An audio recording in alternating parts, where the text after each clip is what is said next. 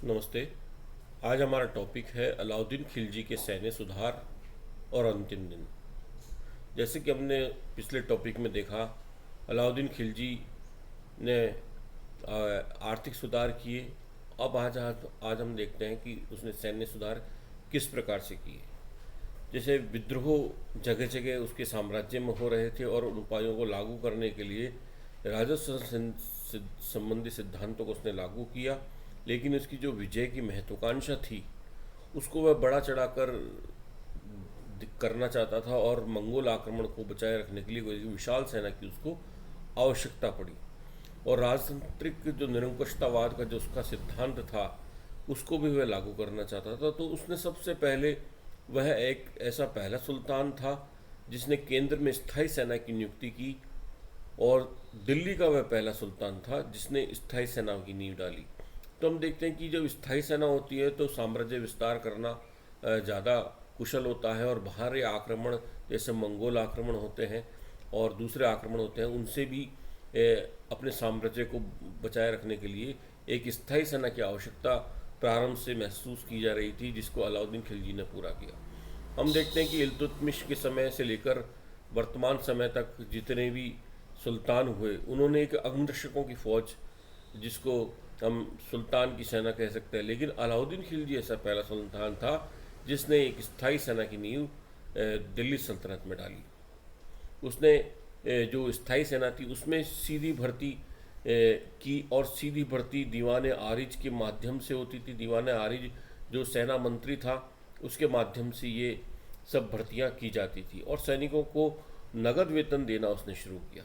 पहले उपज के रूप में उनको मिलता था वेतन, लेकिन अब उसने एक नई प्रथा शुरू की कि सैनिकों को नगद वेतन दिया जाए ताकि वे दैनिक जो रोज़मर्रा की वस्तुएं हैं उनकी वह पूर्ति कर सकें।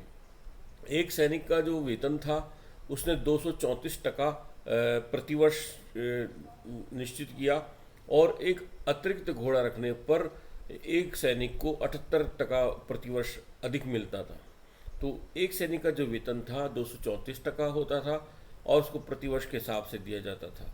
और एक एक्स्ट्रा घोड़ा रखा जाएगा अगर वह अपने तरफ से 278 टका प्रतिवर्ष एक्स्ट्रा मिलेगा। तो इस तरह के उसने नियम बनाए, और उनसे सैनिकों को घोड़ा, हथियार व अन्य सामग्री राज्य के खर्चे पर दी जाती थी।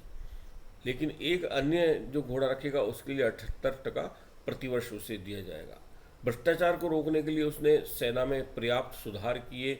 जैसे कि सैनिक निरीक्षण के समय तो वो सैनिक उपस्थित हो जाते थे, लेकिन दूसरे समय जब सेना में भेज जाने की बारी आती थी या सैन्य अभियान पर जाने की बारी आती तो वो सैनिक अपना प्रतिनिधि या अपने बालक को या और किसी अपने प्रतिनिधि को नियुक्त कर देते थे, तो या भेज देते थे। तो उसने इस प्रथा को रोकने के लिए एक रजिस्टर बनाया, और उस रजिस्टर में ऐसा किया कि उस रजिस्टर में प्रत्येक सैनिक का जो हुलिया है उसको रखने की प्रथा उसने, हुलिया प्रथा जिसको कहा जाता है, कि उसने प्रत्येक सैनिक का हुलिया अपने रजिस्टर में दर्ज करना प्रारंभ किया कि ये सैनिक कैसा है, उसके कौन से निशान हैं, या उसके शरीर की आकृति कैसी है। तो इस तरह से प्रत्येक सैनिक का विवरण उस रजिस्टर में, दीवान आरिज के रजिस्टर में लिखा जाता था, जिससे जो सैनिक में भ्रष्टाचार है या अपने डुप्लीकेट सैनिक को भेजने, अपने प्रतिनिधि को भेजने की जो व्यवस्था थी वह कम हो गई या बंद हो गई। हम देखते हैं कि अच्छे घोड़े के स्थान पर लोग जो सैनिक थे वो बुरे घोड़े भी लेके आ जाते थे, तो उनको रोकने के लिए उसने घोड़े को दागने की प्रथा को प्रारंभ किया। अलाउद्दीन खिलजी ऐसा पहला सुल्तान था जिसने घोड़े की दागने की प्रथा को का नियम प्रचलित किया सेना में। घोड़े पे निशान बना दिया जाता था कि ये किस सुल्तान का घोड़ा है, और ताकि सैनिक उसके बदले दूसरा घोड़ा या कमज़ोर घोड़ा सेना में नहीं लेके आए। तो और इन नियमों को अलाउद्दीन खिलजी ने कठोरता से लागू किया, जिसके कारण जो सैन्य की स्थिति है, अलाउद्दीन की जो सेना की स्थिति है, ये काफ़ी इसमें सुधार हुआ, और अलाउद्दीन का राज्य विस्तार काफ़ी अधिक हुआ। तो उसने अपनी सेना का संगठन किया। अब उसके शासन का जो केंद्रीकरण था वह, उसने शासन को केंद्रीकृत कर दिया था। सुदृढ़ गुप्तचर व्यवस्था को इसने स्थापित किया।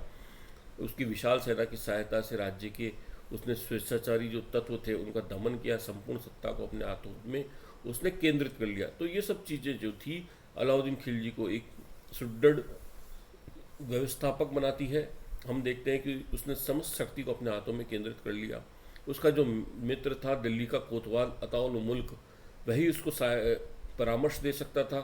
उसके मंत्रियों की जो स्थिति थी वो उसको परामर्श नहीं दे सकते। उनकी स्थिति एक क्लर्क की भांति, एक सचिव की भांति या सेक्रेटरी की भांति हम कह सकते हैं कि प्रांतीय जो मुक्ति थे या सूबेदार थे वह भी अधिक स्वतंत्र नहीं थे, क्योंकि वह केंद्र सरकार के अधिक नियंत्रण में थे। उसने गुप्तचर व्यवस्था को संगठित किया और हम देखते हैं कि उसके गुप्तचर विभाग का जो विकास था इतना पूर्णता पर पहुंच गया कि लोग आपस में परस्पर विचार विमर्श करने में सोचने लगे कि किस प्रकार से हम ऐसे विचार रखें ताकि सुल्तान को पता नहीं चल जाए, या सुल्तान के पास हम देखते हैं कि ऐसी अलौकिक शक्ति तो नहीं है कि हमारे विचारों का पता कर लेता है।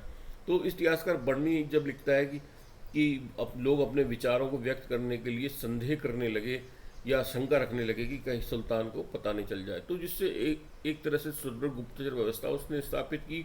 दूसरी तरफ हम देखते हैं कि उसने योग्य व स्वामिभक्त जो संगठन था या योग स्वामिभक्त अमीर थे, उसने उनका दल एक तैयार कर लिया था। तो हम देखते हैं कि वास्तव में ये चीज कि उसने सुदृढ़ गुप्तचर व्यवस्था को स्थापित कर लिया। तो हम देखते हैं कि ये तो अलाउद्दीन खिलजी के जो सुधार थे, सैन्य सुधार। अब हम देखें कि अलाउद्दीन खिलजी के अंतिम दिन और उसकी मृत्यु किस प्रकार से हुई। तो अलाउद्दीन खिलजी के जो अंतिम दिन थे वह किस प्रकार से बीते, हम देखते हैं कि वे संकट और निराशा के दिन थे, और उस संकट निराशा के दिनों में उसको कई रोगों ने जकड़ लिया था, और उसके रोगों ने भीषण रूप जब धारण किया तो उसकी रानी ने भी उसका साथ नहीं दिया। और उसकी जो रानी थी जिसकी अलाउद्दीन ने पहले उपेक्षा थी या अलाउद्दीन उस पर ध्यान नहीं देता था, जो उसकी रानी थी जलालुद्दीन फिरोज खिलजी की पुत्री थी, तो उससे उसकी प्रारंभ से नहीं बनती थी और उसने भी उस पर ध्यान नहीं दिया था। तो अब जो उसकी रानी थी वह उस पर ध्यान नहीं दे रही थी और उसका जो अधिकांश समय उसने महलों में बिताया। जो उसका बड़ा पुत्र था खिज्र खां, वह भी भोग विलासी हो गया था और उसने अलाउद्दीन की तरफ कोई ध्यान नहीं दिया। ऐसी दशा में जब वह निराश हो गया तो उसने दक्षिण भारत से मलिक काफूर को बुलाया और गुजरात से अल्प खां को बुलाया, और उसने रानी की शिकायत की कि रानी मुझ पर ध्यान नहीं देती है, खिज्र खां की शिकायत की दोनों से। अब मलिक काफूर जो योग्य था और चतुर भी था, उसने एक ऐसा मौका देखा और सुल्तान को विश्वास दिलाया, अलाउद्दीन खिलजी को विश्वास दिलाया कि खिज्र खां व रानी और अल्प खां आपके विरुद्ध षड्यंत्र कर रहे हैं। तो अलाउद्दीन खिलजी ने उनको ग्वालियर, जो खिज्र खां था उसको ग्वालियर किले में कैद करवा दिया, रानी को पुरानी दिल्ली में कैद करवा दिया। तो इस तरह की स्थिति हुई। मलिक काफूर ने अल्प खां का भी वध करा दिया।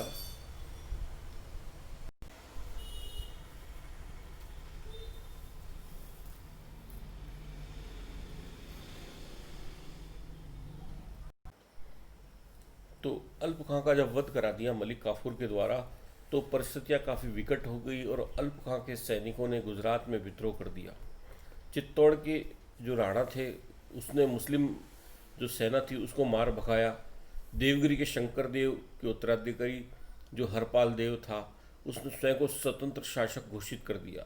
तो इन सब जो कारणों से और इन सब बुरी खबरों से अलाउद्दीन खिलजी की दशा और ख़राब हो गई, और हम देखते हैं कि अलाउद्दीन खिलजी की 1 जनवरी 1316 में मृत्यु हो गई।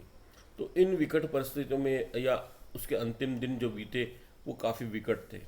अब उसका एक सुल्तान के रूप में जो मूल्यांकन करें हम लोग, वह किस प्रकार से करें। एल्फिंस्टन और एल श्रीवास्तव जैसे इतिहासकार अलाउद्दीन के शासन को अच्छा मानते हैं और उसके प्रशासन की और उसके सुधारों की काफ़ी तारीफ करते हैं, लेकिन विसेंट स्मिथ उसे असफल और बर्बर शासक मानते हैं और उसके शासक को लज्जापूर्ण मानते हैं।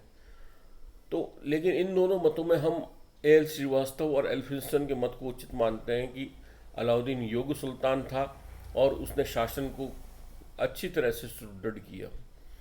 एल श्रीवास्तव तो उसे भारत का प्रथम तुर्की सम्राट कहते हैं, क्योंकि उसका काल देश में शांति सुव्यवस्था का काल था और उसके दरबार में जो विद्वान थे, अमीर खुसरो, अमीर हसन देलवी जैसे साहित्यिक रत्न थे। अलाई दरवाज़ा उसने बनवाया का दिल्ली में कुतुबी मस्जिद को परिवर्तित जो रूप है अलाई दरवाज़ा उसने बनाया। सीरी का दुर्ग उसने बनवाया। हजार खंबा महल का निर्माण उसके समय हुआ। लेकिन इसके साथ साथ वह चरित्रहीन शासक था, क्रूर शासक था, बर्बर रक्तपात उसे प्रिय था और दिल्ली के मध्ययुगीन शासकों में फिर भी उसका उच्च स्थान था और योग्यतम सुल्तान था। मोहम्मद तुगलक की रचनात्मक जो क्षमता थी वो अलाउद्दीन खिलजी में थी। योग शासक था और उसने प्रशासन को केंद्रीय शासन को सुदृढ़ किया। बाजार नियंत्रण के द्वारा उसने जन साधारण व अपने सैनिकों का भला किया और जो रोज़मर्रा की ज़रूरतें की वस्तुएं थी उनको उसने कीमतों को स्थिर कर दिया। तो इस तरह से हम देखते हैं कि अलाउद्दीन खिलजी एक सफल शासक था। धन्यवाद।